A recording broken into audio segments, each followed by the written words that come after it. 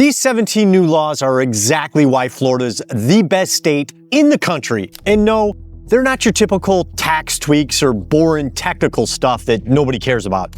These are bold, punch you in the face kind of laws, the kind that make other states furious or take notes.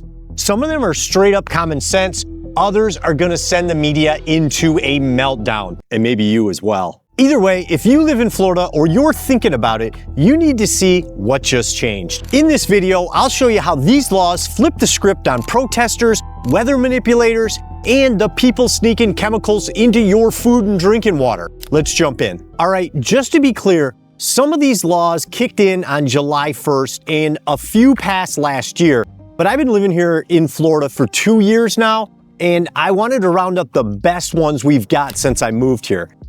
And trust me, wait till you see what Florida just banned at number 1. I've been talking about this one for 15 years. It's honestly refreshing to live in a state that's actually passing laws to protect law-abiding, tax-paying citizens instead of coddling criminals and making excuses. Starting off at number 17, and this one is one of my favorites, we got the renaming of the Gulf of Mexico to the Gulf of America. Governor Ron DeSantis followed Trump's lead, and this law went into effect on July 1st of this year. Lawmakers said the renaming reflects America's strategic, economic, and cultural supremacy over the Gulf region. So for all the haters out there, this is real and it's happening. Get over it. I love living on the Gulf of America, and just saying the name makes me feel patriotic. This new law mandates that all textbooks and state materials use that new name, ensuring consistency across agencies, maps, and schools. And shout out to all my boater friends out there rocking the Gulf of America flags. I love those. At number 16, we got the super speeder law. What this law means is if you get pulled over for going over 100 miles per hour or at least 50 miles per hour above the speed limit, it's an arrestable offense. They're taking you right to jail. Or, as Roscoe P. Coltrane would say, all right, put your arms up because I'm going to cuff you and stuff you. Bonus points if you know what TV show that's from. First time you pull this stunt, you could land in jail for up to 30 days and pay $500. Do it again within 5 years, that jumps to 90 days in jail and a $1,000 fine. And if you're still not getting the hint, third time around, they can yank your license for up to a year. Yeah, this law is not playing. It's common sense. If you're driving like you're in Grand Theft Auto, Florida's gonna take the keys away. At 15, we got the no wake law, and this one's got nothing to do with boating. It's about streets turning into rivers when it floods. Now, you've seen it, some dude in a jacked up truck flying through 3 feet of water like he's in a monster truck. Waves go flying, and next thing you know, somebody's garage or living room's underwater. Florida finally said nope. This law makes that garbage illegal. You blast through a flooded street and wreck somebody's house, you can get fined or even arrested. And it's about time. Half the time, the water's inches from coming inside, but it holds. Then some a-hole floors it and basically surfs a wall of water right through the front door. So now, if the road looks like a lake, you gotta slow down or go around. Now, number 14 is a law that made me super proud to live in Florida when I heard they passed it. It's called the HALO law, and it gives first responders a 25-foot buffer zone while they're doing their job. So cops, firefighters, EMTs, if they're working a scene and tell you gotta back off, you legally have to. If you ignore them, it's a second-degree misdemeanor. That means you could get fined or even thrown in jail for up to 60 days. These men and women put their lives on the line every day and shouldn't have to deal with people getting in their faces, bullying or harassing them, or trying to video them up close. Now, you can still film, nobody's banning that, but now you gotta do it from a distance. That's actually safe for everybody. Number 13 is all about protecting your freedom, baby. Freedom!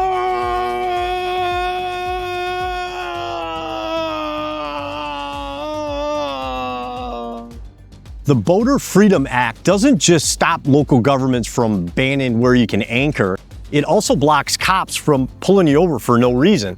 Before this, they could just stop your boat because they felt like it and start digging through your stuff. Now, they need actual cause. And yeah, you're officially allowed to anchor in public waters without getting chased off just because someone in a waterfront condo didn't like the view. Before this law, boaters were getting hit with time limits, weird zoning rules, and flat-out harassment. Florida's done letting HOAs and random boat searches ruin your weekend.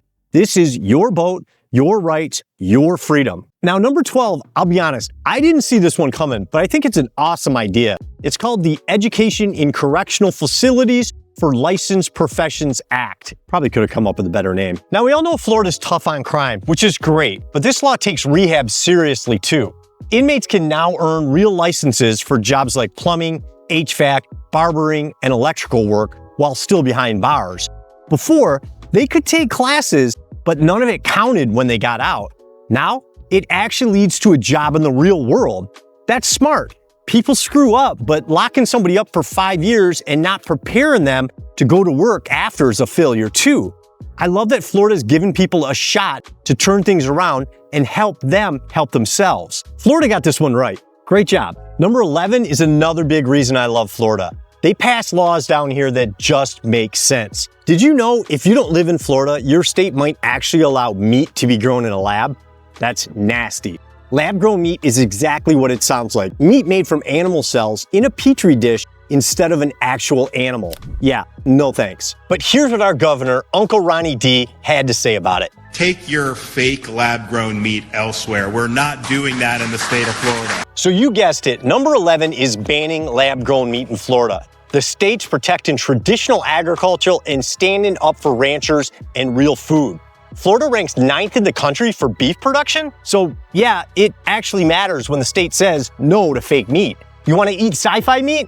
Go somewhere else. Florida's keeping it real, literally. I went in depth on the shady people doing this in another video, and I'll link it in the description below this video. This next law is gonna get a lot of people going crazy in the comments, but I'm proud of it. Number 10 is a heavy hitter. The state's weather manipulation ban, also called the Geoengineering and Weather Modification Activities Law. Florida made it crystal clear. Deliberately altering the weather, injecting chemicals into the air to affect the temperature, sunlight, or rainfall is now illegal. Under this new law, anyone caught doing geoengineering or weather modification in Florida can be hit with a third-degree felony, up to 5 years in prison and a $100,000 fine. But what about the pilot flying the plane? Same deal, brother. Still a felony, and you can get slapped with a $5,000 fine on top of it. The goal? Stop any secret cloud seeding, weather blocking schemes, or chemtrail nonsense right in the skies above us. They even set up public reporting and require state airports to track any planes that might be equipped for this kind of activity. Now there's actual teeth behind stopping it. Why it rocks? Because it's about freedom from the government or anyone messing with your sun, rain, or climate without your say-so. Florida's saying, hands off our sky. It's bold, it's protective, and it's exactly the kind of we've got your back move I love from this state. I did a full video on this one too, where I dive deep into who's behind all this BS, and I'll link it in the description below. We're getting close to number 1. I can't wait to share that one. Number 9 is a complete shocker. You didn't ask for it, you didn't vote for it, you probably don't even know what it is. And now, Florida's making sure it stays out of your food. This is absolute BS that we even have to pass laws to stop this kind of stuff. Florida passed a law banning mRNA vaccines in food. We're talking about mRNA technology, the same stuff used in some COVID vaccines, being snuck into the food supply. And no, that's not a conspiracy. Companies have been developing ways to deliver mRNA through meat, produce, even milk. Florida said absolutely not. This new law bans any food product that uses mRNA tech without clear labeling and public oversight. You want to inject medicine into lettuce? Do it somewhere else. Florida's keeping the food supply clean, natural, and transparent. It's your body, your choice, and your dinner shouldn't be a science experiment. Thank you, Florida. Jeez. Now, this next law at number 8 was passed in 2022 before I moved here, but I love it so much I wanted to include it. It's part of House Bill 3, and it created the Florida Law Enforcement Recruitment Bonus Payment Program. Basically, if you want to be a police officer in Florida, whether you're brand new or moving in from another state, Florida hands you a $5,000 bonus after taxes, just for joining a department here.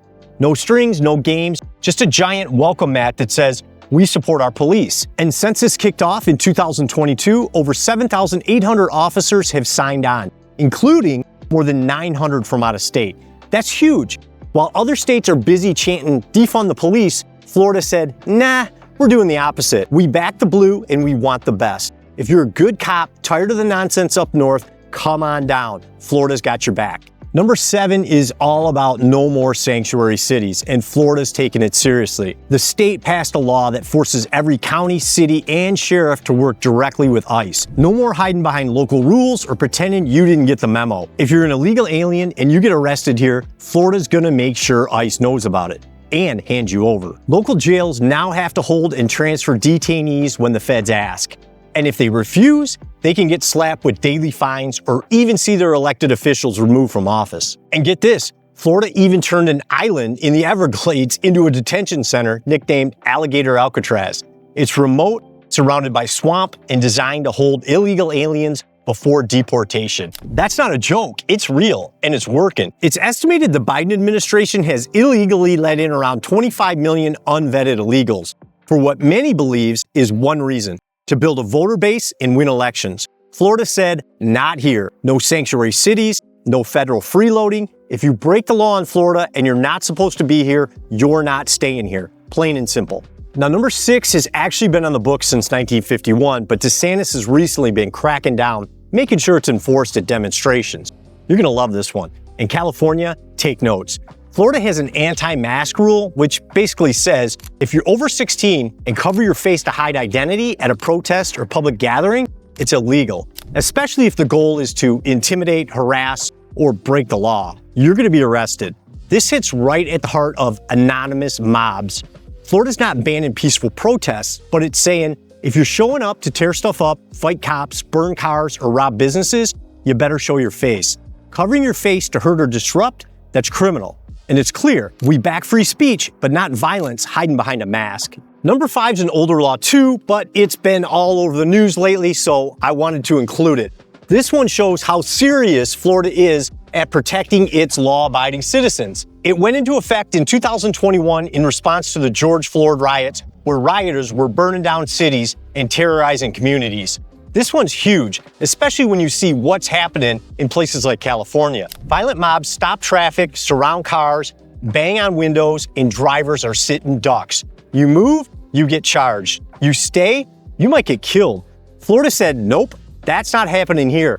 This law makes it crystal clear. If protesters block a road and you run them over, you're not the criminal, they are. You won't be arrested and you won't be sued. It puts the blame exactly where it belongs, on the people blocking traffic and putting everyone in danger. Just look back at 1992 during the LA riots. That's when Reginald Denny, a truck driver, was pulled from his truck at an intersection, brutally beaten by several attackers, and left unconscious in the street. He was later rescued by local residents who saw the attack live on TV. DeSantis made it clear, that's not gonna happen here. Protest all you want, but if you block the road and threaten innocent people, you're the one in trouble. Florida's protecting drivers, not violent mobs. Number 4 is Florida's new law that bans sleeping and camping on public property, and it's long overdue. It's officially called the Unauthorized Public Camping and Public Sleeping Bill, and it went into effect on October 1st, 2024 to combat homeless camping. What it says is simple. You can't sleep on sidewalks, parks, bus stops, or outside public buildings. If your city doesn't enforce it, as of January 1st, 2025, you as a citizen can sue them. This isn't about being heartless, it's about protecting law-abiding citizens. You shouldn't have to step over drunk people passed out on sidewalks, watch them shoot up on a public bench, or walk your kids down streets being used as toilets. Florida said, we're not letting this place turn into California, and thank goodness for that. California spent $24 billion trying to solve homelessness, and what happened? The number of homeless people went up by 30,000. That's now over 181,000 people on the streets of California. San Francisco has literally been paying people to be homeless. They hand out tents, clean needles, and monthly checks to live on the sidewalk. It's not helping. It's attracting more addicts and making the cities unlivable. Florida's doing the opposite. This law requires shelters to be offered with drug and mental health treatment included, but people have to be sober to stay. And if they don't want help, they don't get to turn public space into a permanent campsite. Yeah, it's tough love, but that's what actually works. I did a video breaking down this whole situation and how this problem has gotten out of hand in the US. Links in the description below. This law coming in at number 3 is a no-brainer. No matter who you are, we can all agree on this one. It makes trafficking of young children a capital felony and goes into effect October 1st, 2025. If you're caught organizing, funding, or profiting from trafficking a kid under 12 or someone who's mentally disabled, you're now facing life in prison or the death penalty. No plea deals, no second chances. This isn't some slap on the wrist law. It's a full-on get the sickos off the street move. And honestly, it's about time. And you don't need to be a Republican or a Democrat to agree that child traffickers deserve the harshest punishment possible. The worst of the worst are gonna pay, and in Florida, they're gonna pay with everything. DeSantis said it best. If you're involved in child trafficking, you're done.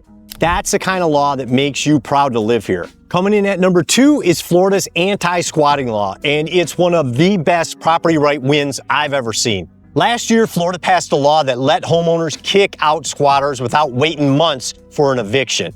All you have to do is go to your local sheriff's office, prove you own the property, fill out a form, and the squatter can be removed fast. No court case, no legal battle, no nonsense. That alone made headlines because in states like California or New York, squatters basically have more rights than you do.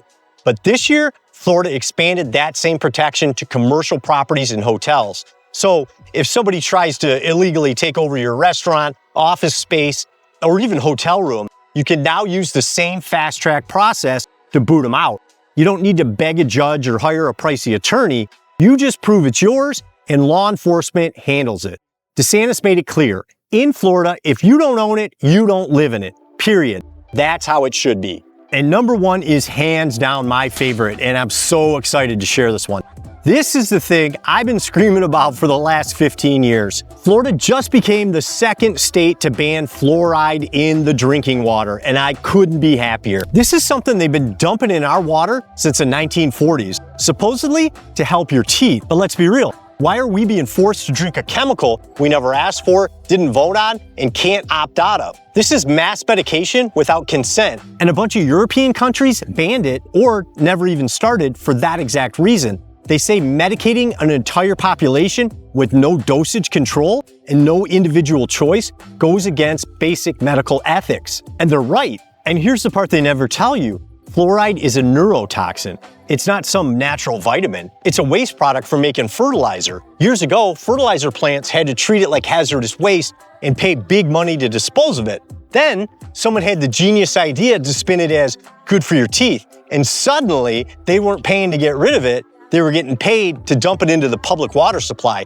Cities and counties started buying it, and we've literally been paying people to poison us ever since. This isn't just about teeth, it's about freedom. It's about informed consent. You want fluoride? You can still get it in your toothpaste, your mouthwash, and even at the dentist's office. But don't force everybody to drink it, cook with it, bathe in it, and feed it to their kids. Florida finally said no more, and I love it. This isn't about left or right anymore, it's about common sense. Florida's passing laws that make life safer, freer, and just less ridiculous. They're protecting families, giving people their rights back, and not apologizing for it. Every other state should be copying what's going on down here. Now, Florida's doing things right at the state level, but some of our cities, total clown show. Click here to learn how these Florida politicians just flat out cancel their elections to stay in power. No vote, no public input, people are furious, and the lawsuits are flying. Even the state's top leaders are stepping in. Click here, and I'll see you there.